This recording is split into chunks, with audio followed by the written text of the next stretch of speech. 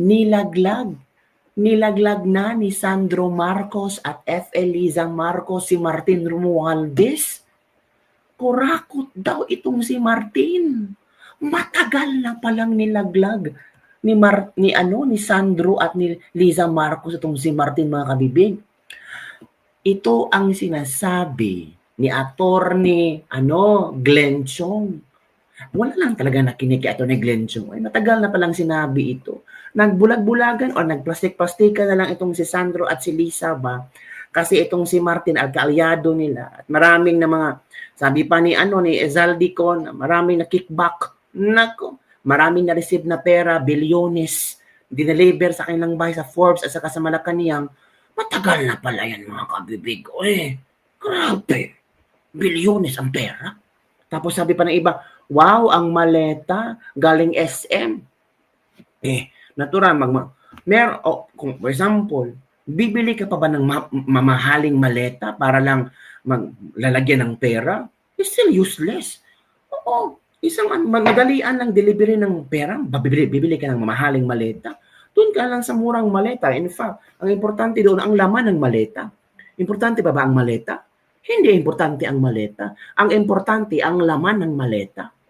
Sabi ng iba, ay nako, edited yung photos ni Saldico na may mga maleta, yung maleta nasa SM lang yung mga mura lang yan. Natural, bibili sila ng mahaling maleta para lang sisidlan ng pera. Madali namang i-deliver nila. After doon, i-deliver sa bangko. Ilagay, di ba sabi ni Magalong noon na sa mga condominium nilagay ang mga pera nila. Di ba? Ay nako, huwag na nating pag-usapan tungkol sa maleta. Ang pag-usapan natin ang laman ng maleta na bilyones na kickback ng 25%. Diba? Pati maleta, gawin yung issue. Yung iba ba, bulag-bulagan pa rin. Meron ng ebidensya. Remember itong si Bryce Hernandez or si Bench Alcantara. May mga photos na doon sa Congress hearing, may mga photos na naglantaran ang pera sa lamesa. Ngayon, Saldico, may picture ng mga maleta, madaming laman ng pera. Nako, Saldico, kung gusto mo talaga mag-partreno, sana may picture ka na binuksan yung maleta na may laman ang pera. Masabihin naman nila na ay, gawa-gawa lang. Ang bilis naman mag-edit ni Saldico. Ito yung sinabi na Attorney Glenn Chong tungkol sa paglaglag. Paglaglag ni Sandro Marcos at ni F. Eliza Marcos. Ito, hanapin natin ang video, mga kabibig. Matagal na palang laglagan to.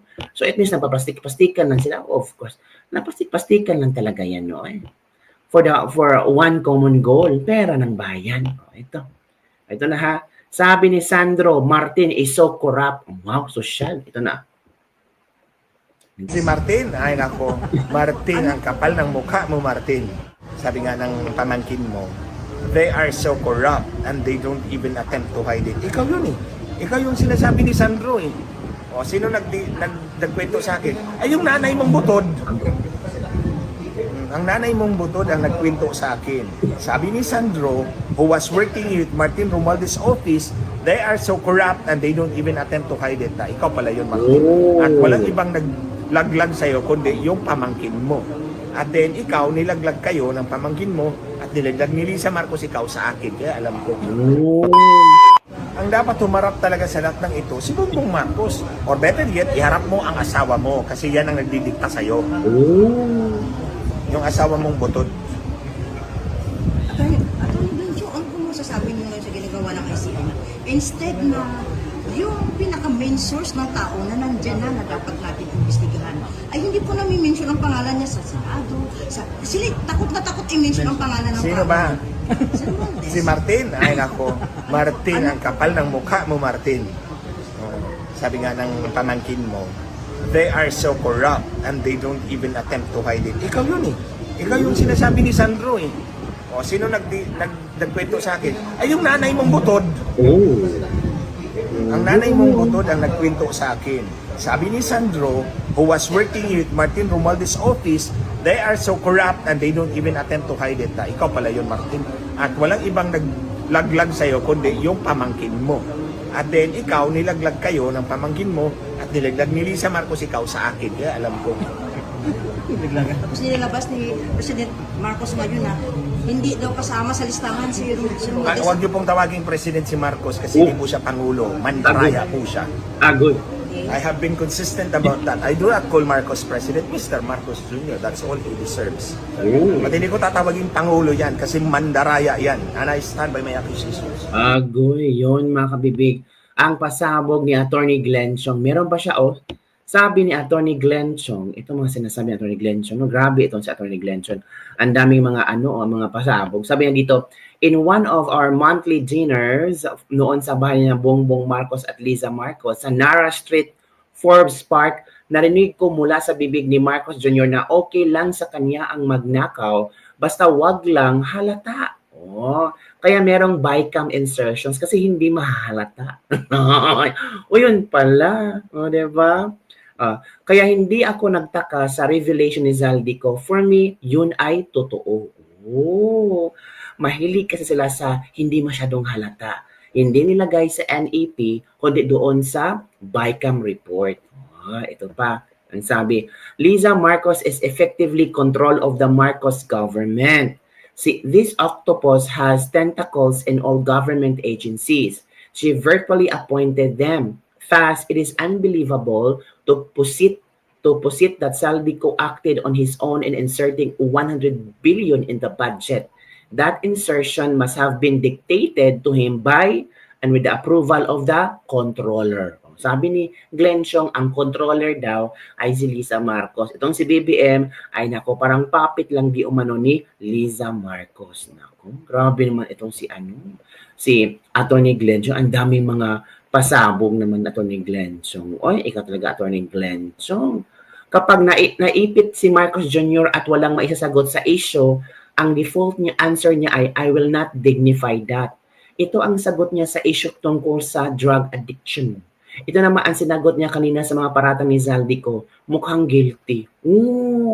So alam na natin ang script ni Marcos Jr. Sabi ni Attorney Glenn Chong. Hindi ako nang salita tungkol dyan si Attorney Glenn Chong. Sige, hanapan ko, i-share ko sa inyo. Sabi niyo, kabibig, gawa lang naman ng issue.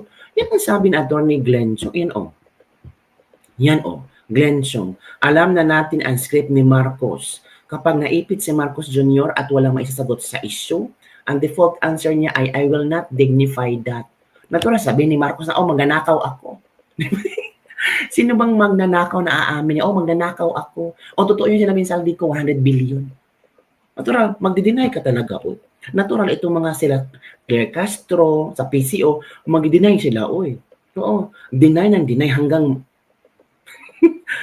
end, di ba? Ito ang sagot niya sa issue ng kanyang drug addiction noon. Ito naman ang sinagot niya kanina sa paratang ni Zaldico, mukhang guilty. Yan ang sabi ni Attorney Glenn Chong. And speaking of Attorney Claire, so nag-react na si Attorney Claire Castro tungkol sa part 2 ni Zaldico. Kayang part 2 ba? Naglabas naman ng part 2 si Zaldico. So ito yung sagot ni Madam Claire Castro. May sagot si Madam Claire Castro. Of course, sasagot talaga si Madam Claire Castro. Hanapin natin ang sagot ni Madam Claire Castro, ha? Madam Claire Castro, ano ba yung sagot mo, Madam Claire Castro? Sagutin mo nga, Madam Claire Castro, Sino ba? Ito na. Ito ang sagot ni Madam Claire Castro tungkol sa maleta. Ay sa Pangulo, he won't dignify Zaldico's allegations. Ang mga binitawan ni Zaldico ay isang kasinungalingan. Propaganda. Mas lumalaki ang kasalanan ni Zaldico sa bayan. Napakaliwanag ng mga pag-amin niya.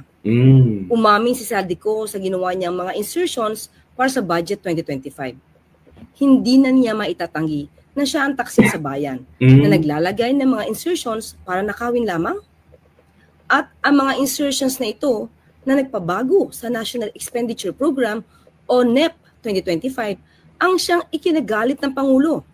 At nagsabi pa siya na hindi niya makilala ang NEP 2025 na gawa ng ehekutibo na pinasa noon sa Kongreso. Kaya nag-veto ang Pangulo ng line items sa 2025 budget ng halagang 194 billion pesos. Kaya't ang sinasabing pag-insert ng 100 billion pesos ay taliwas sa sinasabi ni Zaldico. Bakit mag-uuto si Secretary Mina ng DBM na mag-insert na 100 billion pesos na proyekto kung tatanggalin at i-veto ang mga proyektong ito. Mas malaki pa ang pinatanggal ng Pangulo na halagang 194 billion pesos kaysa sinasabing pinapa-insert na 100 billion pesos. Ay, talaga ba? Claire Castro, ang ganda mo magsalita. Sa pinakita niya mga maleta, ay mas lalong nalubog sa kumunoy ng kasinungalingan. Oh. Si Zaldico, pansinin ang mga pinost na pictures. May petsa January 2024, May 2024, June 2024, August 2024, Wow. at October 2024. Samantalang ang binabanggit ni Zaldico ng mga insertions ay para sa budget 2025. Dahil nag-usap daw sila ni Secretary Mina noong 2024 noong mag-umpisa ang BICAM process. Pero nag-open ang BICAM noong November 2024. November 2024. Kaya paano ma-deliver di umano ng kanyang mga tao ang mga maleta noong January, Tama May, din. June, August, at October 2024 kung hindi pa man nagsisimula ang BICAM conference para sa budget 2025. Saan niya kinuha ang pera noong mga buwan ng taong 2024 kung sa budget 2025 manggagaling ang di umano mga deliveries? Oh. At mga maleta lamang ang pinakitang ito. Nasaan yung mga sinasabi niyang pera? Kaya nga sabi ko kasaldi ko, ipalabas mo ang video na kung saan nag-count ka ng pera at nilagay nyo sa maleta. Mas balido yun kaysa maleta na lang pakita mo. Diba? Oh, diba? May point ko din si Madam Claire. Oy.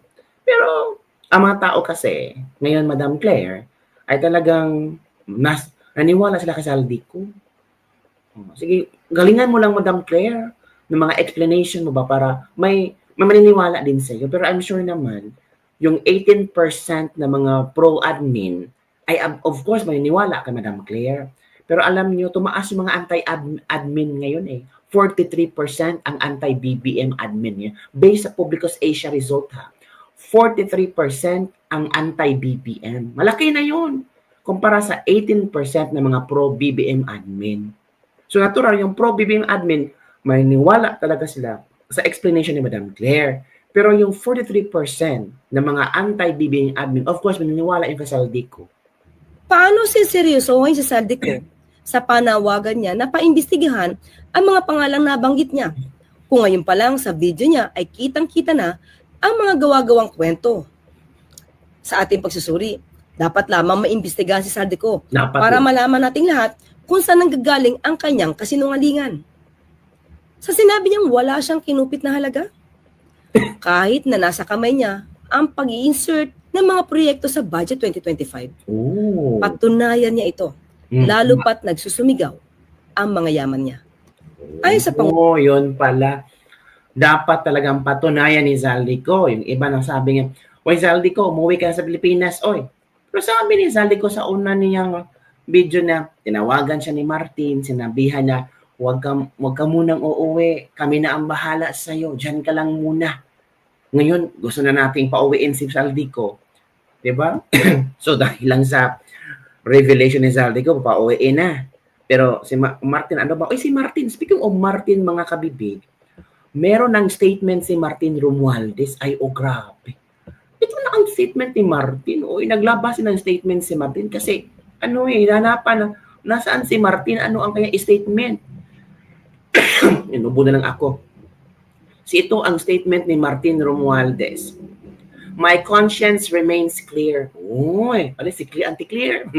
Throughout this inquiry, no public official, contractor, or witness has pointed to any wrongdoing on my part. Uy, merong contractor. Ang sinabi ng contractor.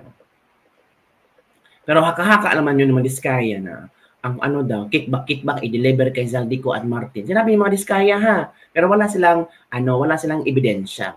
Witness, wala pa naman. Di ba?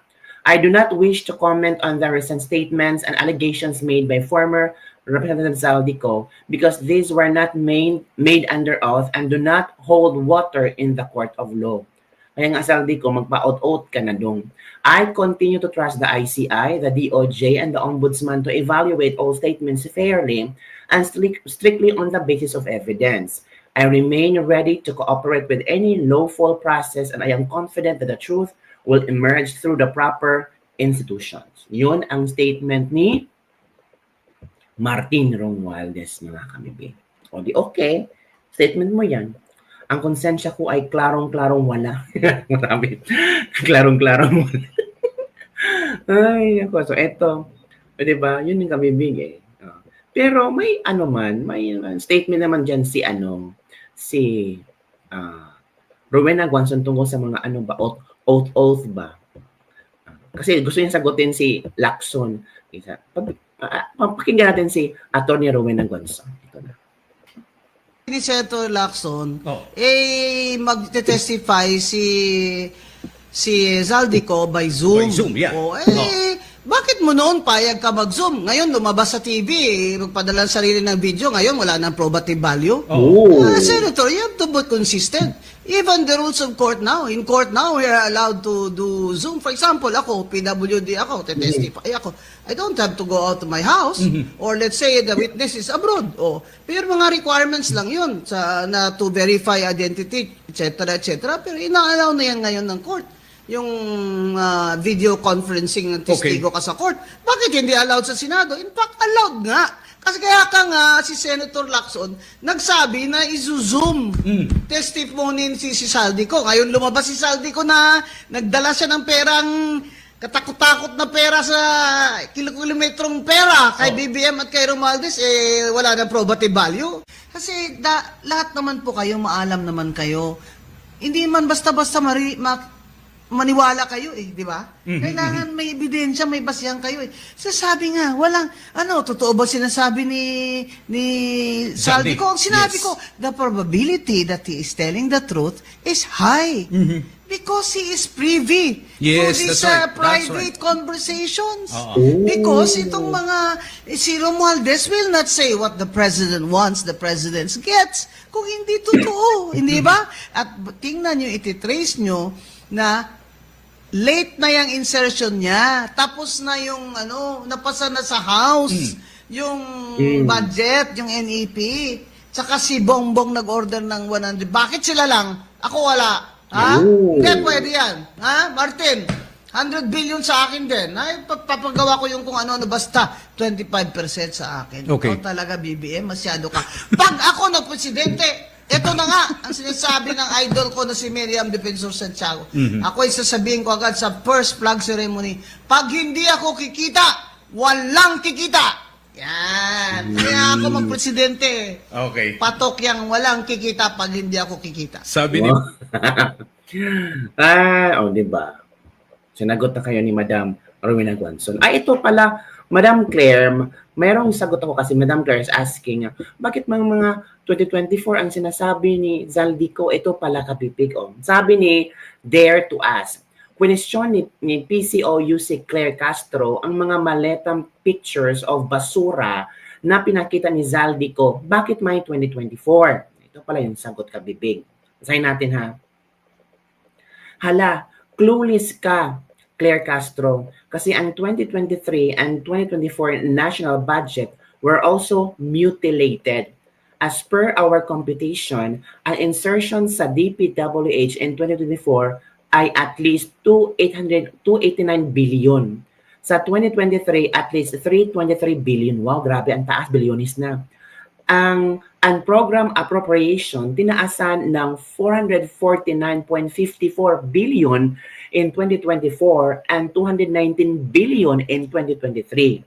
The DBM and the Office of the President approved the release of flood control projects from UA in 2023 and 2024 amounting to 141 billion. Ang sworn statement ni Bernardo mentioned 2024. Ang 2025 naman na sinasabing worst and most corrupt budget in history ay may 410 billion insertions in DPWH and the UA increased by 205 billion. Ang UA means unprogrammed appropriations.